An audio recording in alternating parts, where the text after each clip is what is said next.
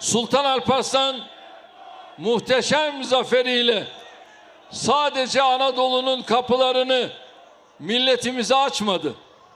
Selahaddin Eyyubi ile Kudüs'e, Sultan Fatih ile İstanbul'a, Osmanlı Cihan Devleti ile 3 kıtaya giden yolları da açtı. Mevlana ile, Yunus Emre ile, Hacı Bektaş-ı Veli ile, İdris-i Bitlisi ve Ahmed-i Hani ile gönüllere giden yolları da açtı. Anadolu'dan Balkanlara, Hicaz'dan Kuzey Afrika'ya, Adriyatik'ten ata yurdumuza giden yolları da açtı.